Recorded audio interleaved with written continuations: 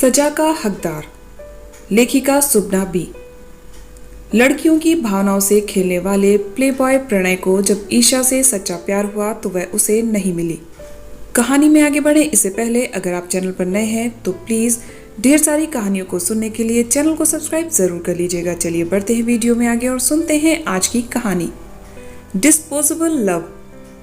Train अपनी गति से दौड़ रही थी। चाहता तो फ्लाइट से जा सकता था, लेकिन मंजिल पर पहुंचने से पहले वह लंबी यात्रा पर निकलना चाहता था। वैसे मंजिल मिलेगी भी कि नहीं अभी तक उसे यह भी नहीं पता था, पर इस बार वह जी जान से कोशिश करना चाहता था। आज तक तो वह केवल पगडंडियों पर ही चलता आया था, जो सामने दिखी उस पर चल दिया। पर जिंदगी हर किसी को पहले सतर्क करती है। जो नहीं सावधान होता उसे जोर से पटकनी देती है। उसके साथ भी तो ऐसा ही किया है जिंदगी ने, तभी तो वह अब निकला है मंजिल तलाशने। दूसरों के साथ खिलवाड़ करने में अक्सर हमें बहुत मजा आता है, पर तब यह नहीं सोचते कि कभी पासा उल्टा भी पड़ सकता है। किसी की भावनाओं से खेलोगे तो क्या कभी आपको शह और मात नहीं मिलेगी? शतरंज का खेल केवल चौकोर बोर्ड तक ही सीमित नहीं होता, उसकी बिसात तो जीवन में भी बिछती है। प्रणय यह समझ पाता तो आज यूं भटक नहीं रहा होता। काश समझ गया होता वह। समय रहते तो ईशा के साथ से वंचित ना होता। कई बार तो बेवजह स्टेशनों पर उतर वह अपनी मंजिल पर जाने की बजाय दूसरे शहरों में निरुद्देश्य घूमता रहता। एक रात वहां गुजार, फिर ट्रेन पकड़ लेता और जो भी आखिरी स्टेशन होता उसी पर उतर जाता।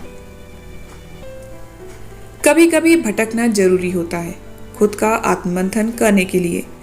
अजनबी यात्रियों के बीच बैठे हुए उसने किसी तरह की बातचीत का सूत्र जोड़ने की चिंता किए बिना बस अपने मन को टटोलना भी किसी ध्यान अवस्था में बैठे रहने से कम नहीं होता। स्कूल टाइम से ही मनचला किस्म का था। अमीर बाप की बिगड़ी हुई औलाद जैसी होती है।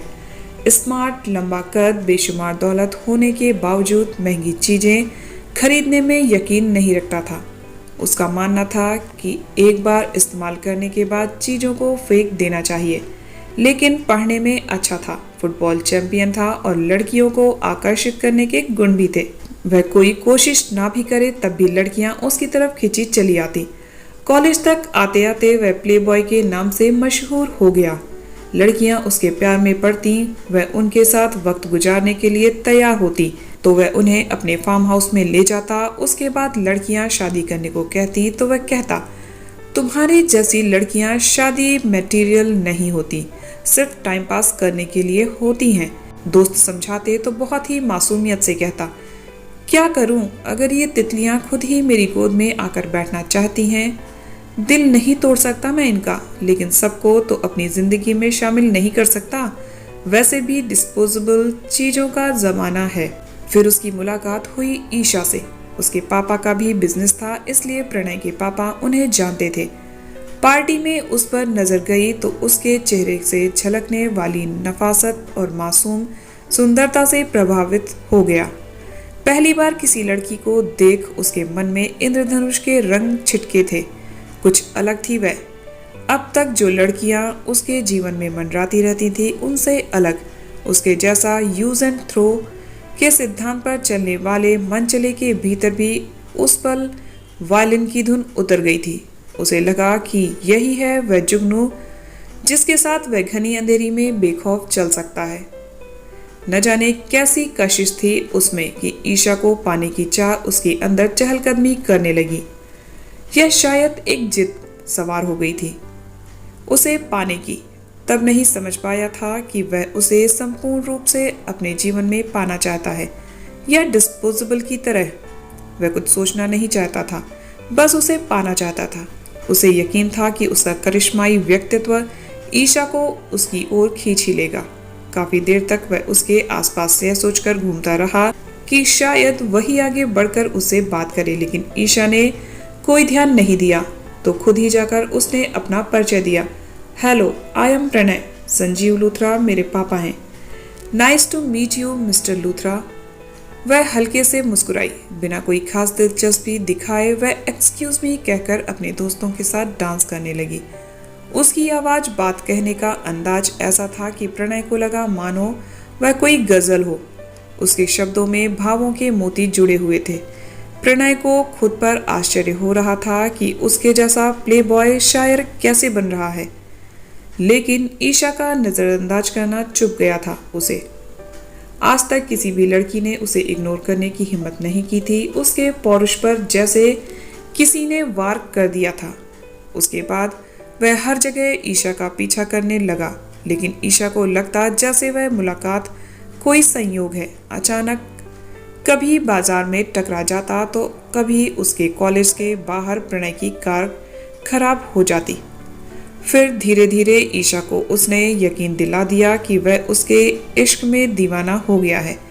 किसी लड़की से सही मायने में प्यार करने के अलावा उसमें हर वह खूबी थी जो उस पर विश्वास करने को मजबूर करती थी। ईशा भी दिल दे बैठी उसे। वैसे भी कोई अनजान तो था नहीं। उसके पापा तो प्रणय के परिवार को जानते थे। ईशा को यह भी पता था कि वह यूं ही राह में चलता फिरता कोई मजनू तो है नहीं। वह तो एक संपन्न घराने का लड़का है और कॉलेज टॉपर भी है। वह कहाँ जानती थी कि उसके लिए प्यार भी डिस्पोजेबल चीजों की तरह है। दोनों की मुलाकातें बढ़ने लगी। उन मुलाकातों के दौरान ही प्रणय को एहसास हुआ कि ईशा उसके दिल में किसी खुशबू की तरह बसती जा रही है। उससे बातें करना, उसका साथ उसे सुकून देता है। ऐसा तो इससे पहले उसने कभी महसूस नहीं किया था। वह समझने लगा था कि मन एक ऐसी सुरम्य घाटी होती है जिसमें अगर फूल खिलने लगे तो वह महकने लगता है। ईशा से मिलने के बाद किसी कस्तूरी को पाने की चाह ही नहीं रही थी उसके अंदर। वही तो थी उसकी कस्तूरी। शायद इसी को प्यार कहते हैं। प्रणय बदलने लगा था। ईशा ने जैसे प्यार की जादुई छड़ी घुमाकर उसे प्लेबॉय से एक सच्चा आशिक बना दिया था। कॉलेज खत्म होते ही वे शादी कर लेंगे। आखिर दोनों को ही उसके बाद अपने अपने पापा का बिजनेस संभालना था। शाम को मिलना था उसे। वह उसे प्रपोज करने वाला था। ईशा नहीं आई। तेरी हरकतों के बारे में उसे पता चल गया है। किसी लड़की ने ही तेरी पोल पट्टी खोली है कि तू लड़कियों को भी डिस्पोजेबल चीज मानता है। ईशा तेरा चेहरा भी नहीं देखना चाहती, उसके दोस्त ने बताया था। लेकिन मैं तो ईशा से प्यार करता हूँ।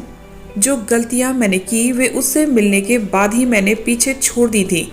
जैसे यादें पीछा नहीं छोड़ती, वैसे ही गलतियां भी इंसान के कंधे पर लटक कर चलती रहती हैं। कितना झटकना चाहो, उन्हें कोई ना कोई हिस्सा बचा ही रह जाता है। ईशा विदेश चली गई है आगे की पढ़ाई करने के लिए। ईशा लौट आई है पर किसी दूसरे शहर में रहती है। आज उसी की तलाश में निकला है। पता नहीं मिलेगी या नहीं। पता नहीं वह उसे अपने प्यार का यकीन दिलवा पाएगा भी कि नहीं। चाहे वह उसे ना अपनाए, लेकिन वह बस उसे बताना चाहता है कि प्यार करना उसने उसी से सीखा है। वह नहीं चाहता कि ईशा का प्यार पर से विश्वास उठ जाए। वह उसे किसी भी हालत में डिस्पोज ऑफ नहीं कर सकता। तो दोस्तों, ये थी आज की कहानी। कहानी आपको कैसी लगी कमेंट करके ज़रूर बताइएगा। कहानी अच्छी लगी हो तो प्लीज़ वीडियो को लाइक और चैनल को सब्सक्राइब ज़रूर कर लीजिएगा। मिलते हैं नेक्स्ट वीडियो में एक और नई कहानी के साथ। तब तक आप सब हंसते रहिए, मुस्कुराते रहिए, खुश रहिए। Bye bye, take care.